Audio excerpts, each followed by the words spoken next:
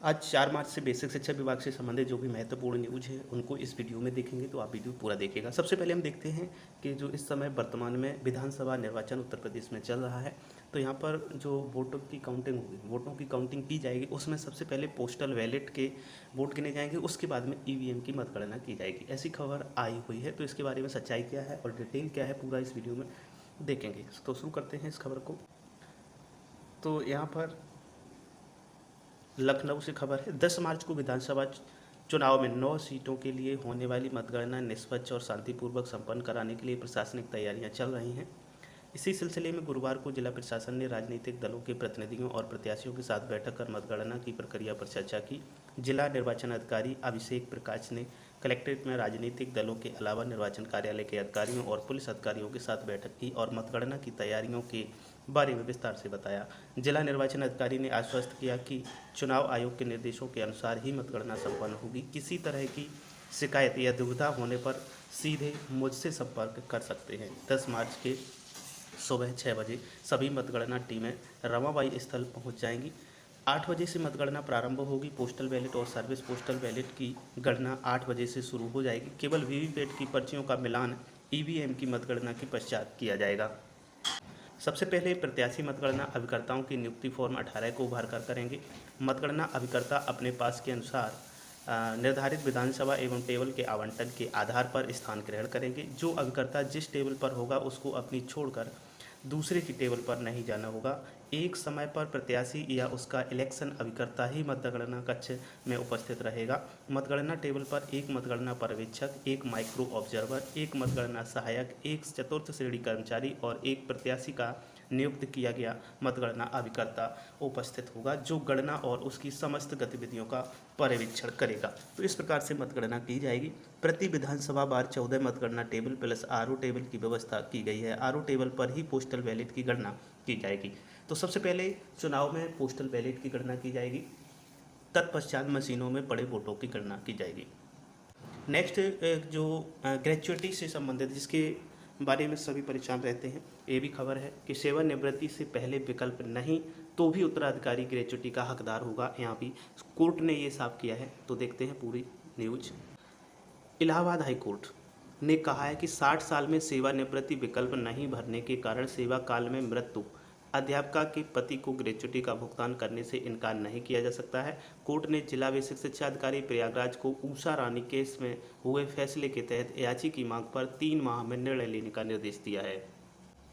यह आदेश न्यायमूर्ति राजीव जोशी ने विजय कुमार श्रीवास्तव की याचिका को निस्तारित करते हुए दिया है। याचिका पर अधिवक्ता घनश्याम मौर्य ने बहस की। कहा कि याची की पत्नी प्राइमरी स्कूल में सहायक अध्यापिका थी।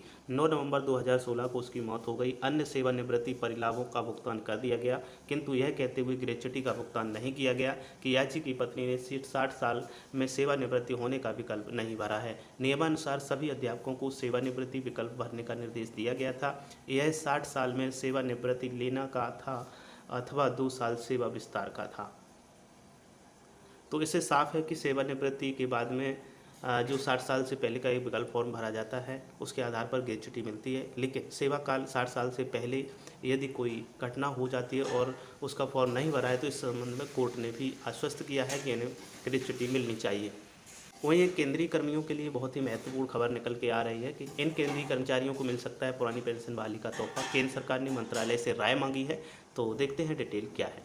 तो यहाँ पर बड़ी खबर है, केंद्रीय कर्मचारियों को मिल सकता है पुरानी पेंशन बहाली का तोहफा। केंद्रीय कर्मचारियों के लिए खुशखबरी हो सकती है। कर्मचारियों को जल्दी पुरानी पेंशन मिल सकती है। कर्मचारियों ने लंबे समय से सरकार के सामने यह डिमांड रखी है। केंद्र सरकार कर्मचारियों की डिमांड पर अब विचार कर रही है। केंद्र ने इसके लिए ओल्ड पेंशन स्कीम कानून मंत्रालय से राय मांगी है और अब मंत्रालय से जवाब मिलने का इंतजार है। तो जैसे ही मंत्रालय से इसका जवाब मिलता है तो साफ हो जाएगा कि इन्हें केंद्र सरकार ओल्ड पेंशन देना चाहती है या नहीं देना चाहती है। एक और महत्वपूर्ण न्यूज़ है कि जहाँ पर शिक्षकों का सम्मान होता है, यानी कि टॉप 10 ऐसे देश जहाँ पर शिक्षकों को सबसे ज़्यादा सैलरी देखने को मिलती है, उन्हें सबसे ज़्यादा सैलरी दी जाती है। तो ऐसे 10 देशों की सूची हम लोग देखेंगे।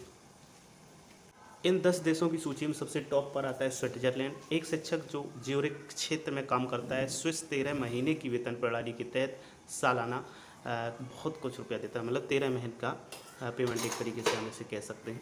तो ये वहन करता है। हालांकि ज्यूरिख के बाहर के लोग जैसे सेंट गैलेन सालाना इतने रुपए कमा सकते हैं। इसके बाद में दूसरा देखते हैं लग्जमबर्ग आता है। तो यहाँ पर क्या होता है, लग्जमबर्ग में अनुभवी माध्यमिक और उच्च विद्यालय के शिक्षक का औसत वेतन दिया गया है इंडियन रुपीज़ में। यदि हम यहाँ पर देखें तो यहाँ से आप समझ सकते हैं कि कितनी एक लंबी चौड़ी राशि है। और कुछ सबसे अधिक वेतन पाने वाले शिक्षक इतने रुपए जो इंडियन रुपीज़ में कन्वर्ट किया जाए तो 97,52,52,352 रुपये मिलते हैं। प्राथमिक और उच्च प्राथमिक की जो प्राथमिक श्रेणी के विद्यालय आते हैं उनकी अगर बात की जाए तो 50,44,320 रुपये हैं, जबकि एक उच्च और माध्यमिक स्कूल के शिक्षक के लिए 55,48,545 रुपये आते हैं। वहीं तीसरे नंबर पर आता है कनाडा।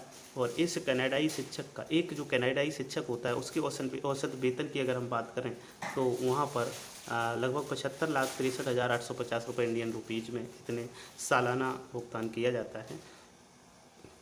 वहीं क्यूबिक में भी केवल जो 62,लाख से 70,995 भुगतान होता है। वहीं जर्मनी की बात करें, जर्मनी देश जो है वो शिक्षकों को औसतन कितना वेतन देता है तो यहाँ पर 52,96,095 रुपये के आसपास वेतन देता है। शुरुआती वेतन इनका 36,98,860 रुपये होता है। वहीं नेक्स्ट चलते हैं नीदरलैंड की ओर। तो यहाँ की यदि राशि आप देखेंगे तो औसतन 50,44,000 रुपये एक शिक्षक को सालाना भुगतान किया जाता है, जबकि शीर्ष कमाने वाले हर एक शिक्षक को 57,16,651 रुपये का भुगतान होता है। ऑस्ट्रेलिया की बात करें तो अनुभवी फुल टाइम ऑस्ट्रेलियाई शिक्षकों को 74,12,573 रुपये का भुगतान प्रति शिक्षक के हिसाब से किया जाता है। वहीं औसत वार्षिक वेतन दिया जाता है। बिना अनुभव वाले जो शिक्षक हैं उनको भी 33,09,336 रुपये का भुगतान किया जाता है। वहीं यूनाइटेड स्टेट ऑफ अमेरिका की बात करें तो एक शिक्षक को 45,38,310 रुपये का भुगतान प्रतिवर्ष किया जाता है। और न्यूयॉर्क में स्थित जो सालाना उनका वेतन लगभग यदि हम देखें तो अलग अलग रहता है, लेकिन जो सबसे कम होता है वो दक्षिण डकोटा में होता है। वहाँ पर 32,10,854 रुपये का भुगतान किया जाता है। वहीं 8वें नंबर पर आयरलैंड आता है, जहाँ पर आयरिश शिक्षक को अनुभवी जो शिक्षक हैं उनको 40,35,120 रुपये का भुगतान होता है। और वहीं शुरुआती वेतन यदि देखें तो 25,21,954 रुपये सालाना वेतन भुगतान किया जाता है। उसके बाद में 9वें नंबर पर डेनमार्क आता है। यहाँ पर 39,51,062 रुपये का पेमेंट किया जाता है और शुरुआती वेतन 29,42,444 रहता है। ऑस्ट्रिया की बात करें तो ऑस्ट्रिया में आप काम करने वाले जो शिक्षक हैं उनको 37,83,395 रुपये प्रति शिक्षक के हिसाब से भुगतान किया जाता है। तो ये टॉप 10 देश हैं जिनको पेमेंट किया जाता है। शिक्षक का सम्मान सबसे ज़्यादा जहाँ पर किया जाता है। तो ये आप 10 देशों को समझ सकते हैं।